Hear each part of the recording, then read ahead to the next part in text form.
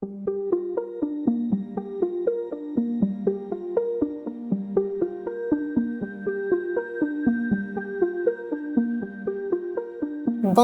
et bienvenue à la Fondation Phi pour l'art contemporain. Je m'appelle Cheryl Sim, je suis la directrice générale et la commissaire de l'exposition en cours.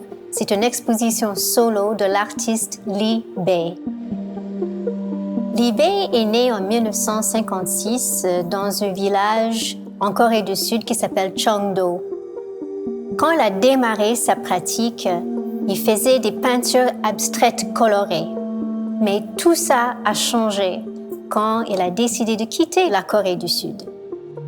Il croyait que se déplacer et vivre ailleurs aurait un bon impact sur sa pratique. Il voulait se voir de manière plus objective. Il a songé à New York, mais il a trouvé l'art un peu trop commercial. Alors il a décidé d'aller à Paris en 1989.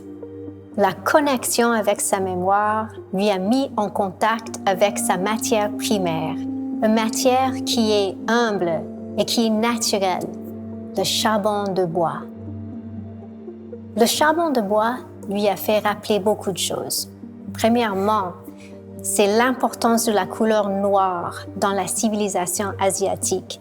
La couleur noire, c'est une couleur qui peut exprimer toutes les couleurs. Ça peut évoquer toutes les formes. Aussi, ça lui a fait rappeler la suie ou l'encre qui est utilisée dans la calligraphie coréenne.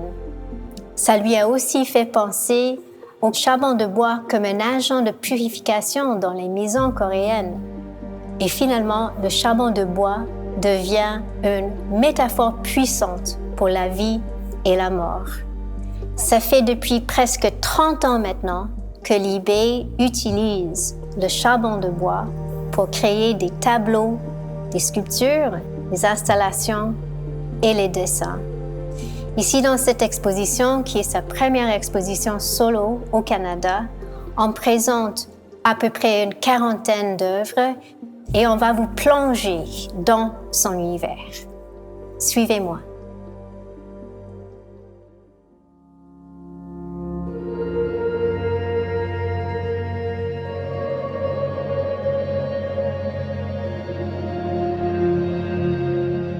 Ici, dans le G1, nous commençons la visite avec 3 œuvres de la série phare issue du feu, qu'il a commencé en 99. Alors, c'est une bonne façon de s'immerger dans la matière primaire de charbon de bois qu'il utilise. Issue du feu s'agit d'une série de sculptures et de tableaux. Et ils ont tous le même titre. Et c'est un peu une stratégie pour parler de comment, même si on est tous liés comme société, et ça c'est un peu mon interprétation, on est quand même tous des individus et tous uniques. Ici, nous commençons avec une sculpture issue du feu. Il s'agit des tronçons d'arbres peints qui sont sélectionnés à Cheongdo. Et ces tronçons d'arbres sont envoyés à Séoul où ils sont mis dans un immense four. Dans le four, ils sont brûlés pendant 2 semaines, jusqu'au moment qu'ils ne tombent pas en cendres, mais ils restent intègres. C'est l'échelle du corps et il y a une présence que je peux vraiment sentir et une énergie qui dégage de ces morceaux de charbon de bois. On peut aussi apprécier la profondeur de la couleur noire et tous les reflets qui sont dégagés. En plus, on peut apprécier un peu cette métaphore de la vie et de la mort, le fait qu'on peut toujours discerner les cercles de croissance ainsi que la graine de l'écorce qui évoque l'arbre qui était vivant et qui est maintenant ce charbon de bois, cette combustible. Aussi, nous avons 2 tableaux issus du feu, encore une fois. Et de loin, on a l'impression que c'est un pinceau, mais ce que nous avons, c'est des morceaux de charbon de bois le même charbon de bois qui était brûlé dans le grand four à Séoul, où il a pris les morceaux et les a polis, sablés, pour que toutes ces couleurs, toute la luminosité sort de chacun de ces morceaux. Et il les compose dans une mosaïque complexe, et chacun de ces tableaux sont différents et dégagent aussi une certaine énergie, un certain mystère. Alors, moi, je recommande qu'on se met à peu près un pied et demi de la surface de l'œuvre pour vraiment contempler et être absorbé par la couleur noire, par ses reflets et aussi par tous ces motifs et la texture de l'œuvre. C'est vraiment la meilleure façon, moi je trouve, à vraiment communiquer avec ces tableaux.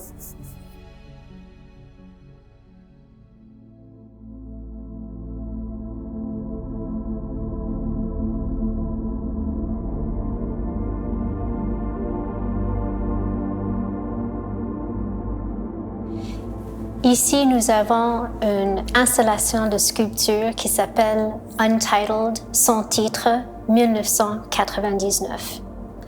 Alors que nous avons eu une introduction à la matière de base de charbon de bois, nous sommes introduits à une approche où l'IB se sert de la forme. Ce qui est intéressant est d'apprendre que ces formes s'agit des kakis, les fruits de l'arbre de plaques minier qu'on trouve dans le village de Cheongdo où l'IB est né.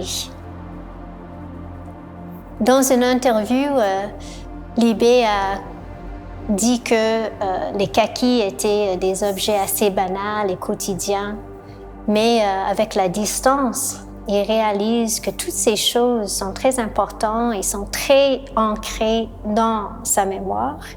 Et les choses qu'il a apprises un peu pour acquis sont devenues la source de son art.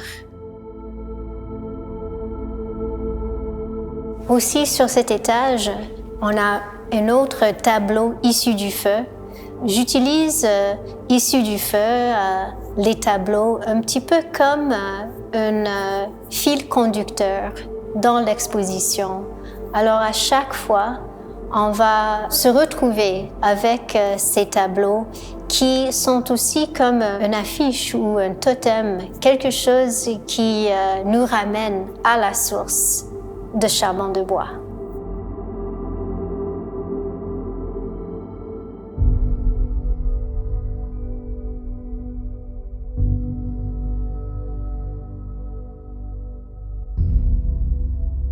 Ici, nous avons des dessins de 2000.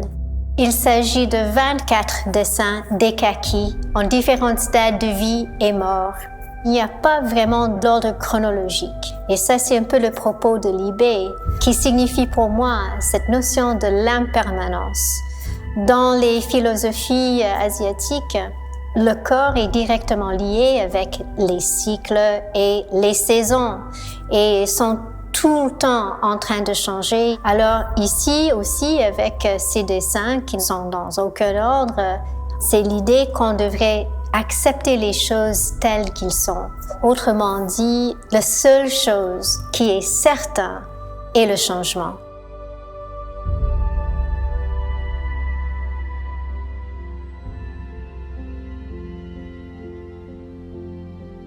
Nous avons des œuvres plus récentes aussi dans l'exposition. Derrière moi, il y a 3 tableaux qui s'appellent Brushstroke. Ils sont de l'année 2020. Ici, on peut maintenant parler du geste, qui est un autre aspect rajouté au propos de l'IB, qui est aussi lié avec le temps. Ces tableaux faits à partir de la suie de charbon de bois, mélangés avec un fixatif naturel. On peut vraiment apprécier ici le fait que c'est fait dans un seul geste. Alors ça prend une conscience absolue de l'artiste. Et en plus, on peut apprécier le fait de comment ce qui est deux-dimensionnel prend un effet trois dimensions. Ça devient une œuvre qui prend de l'espace avec ses chevauchements, un peu comme ce ruban qui est fait dans un seul mouvement.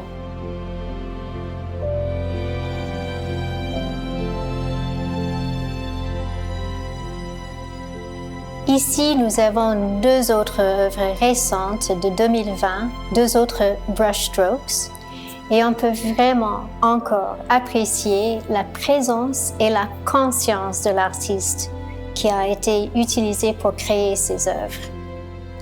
L'autre aspect de la pièce est que nous avons divisé la pièce en deux parties, un peu pour évoquer l'utilisation de l'espace négatif qu'on va voir plus tard dans l'exposition.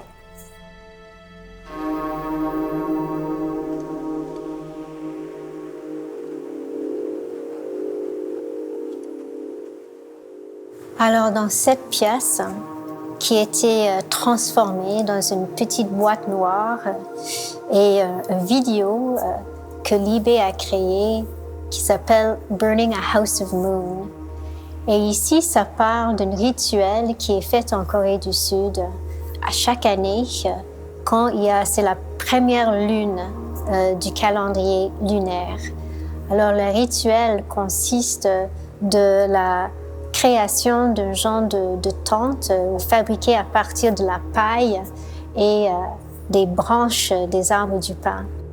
Et pendant la journée, les gens sont invités à écrire leurs vœux sur un petit morceau de papier et ils peuvent attacher ces petits morceaux de papier aux branches de la maison.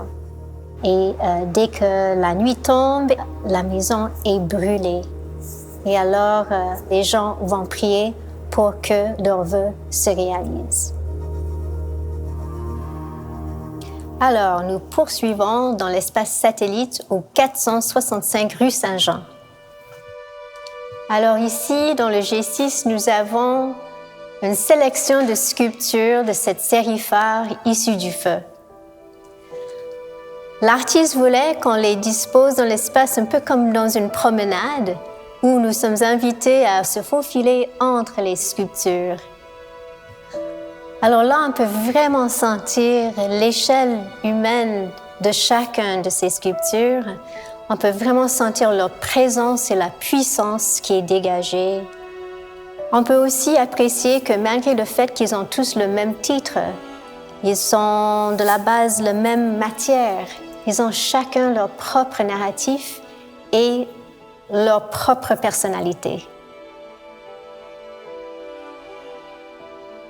Au mur, nous avons 3 dessins surdimensionnés. Alors là, nous avons encore une fois la question de la gestuelle et le temps. Ici, il y a une méthodologie assez importante qui implique la répétition.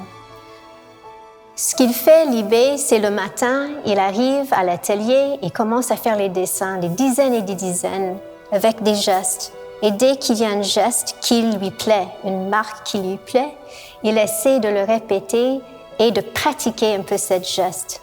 Dans l'après-midi, il consacre ce grand geste aux toiles ou au papier. C'est un peu comme un pianiste qui travaille sa mémoire musculaire. Il répète jusqu'au moment qu'il mémorise la partition.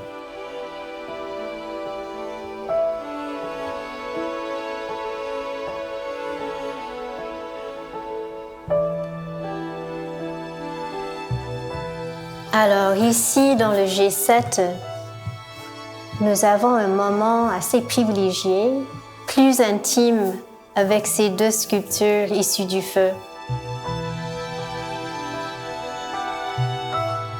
Il y a une tension de fragilité et intégrité qui est vraiment palpable.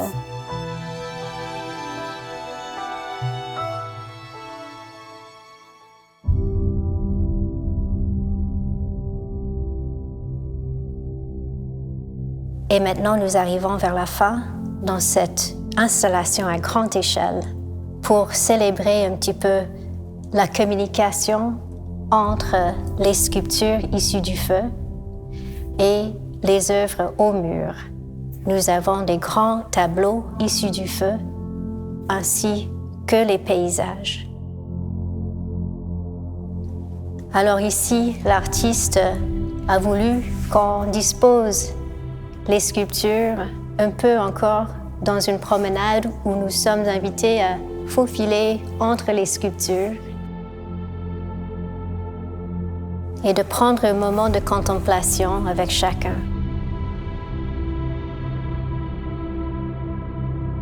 Nous avons deux grands tableaux paysages. Les deux s'appellent Landscape.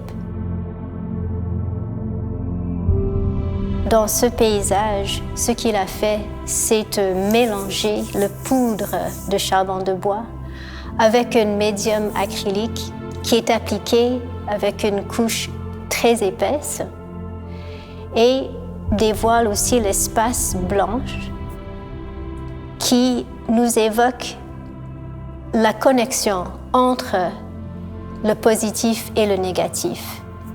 Il donne forme à chacun. Il n'y a pas un qui est plus important que l'autre. Alors là, ici aussi, nous pouvons contempler un petit peu cette interconnexion entre les deux. Il y a 3 grands tableaux issus du feu. Le fait qu'ils sont surdimensionnés nous donne l'occasion de se perdre dans ces tableaux, de pénétrer la surface. Et le plus qu'on va à l'intérieur de cette contemplation, le plus que les mystères sont dévoilés à nous. Avec cette installation grande échelle, nous entrons dans une symphonie silencieuse où nous sommes invités à vraiment apprécier un moment de répit. Le titre de l'exposition, Union, est la définition du mot yoga, qui en sanskrit veut dire lier. Si on parle de la pratique du yoga, qui n'est pas juste une pratique physique, mais aussi une pratique spirituelle, on parle de la connexion entre le corps énergétique avec l'énergie suprême universelle. Et quand je pense au travail de Li-Bei, j'apprécie comment, en quittant son pays natal, il s'est connecté avec ses mémoires. Li-Bei nous propose un vaste champ spirituel et poétique. Il donne toute sa présence et toute son attention. Et ça demande le nôtre. C'est un moment de repos et un moment où nous pouvons calmer les voix de nos esprits. J'espère que vous avez aimé cette visite avec moi. On vous invite à venir expérimenter cet univers de Li-Bei.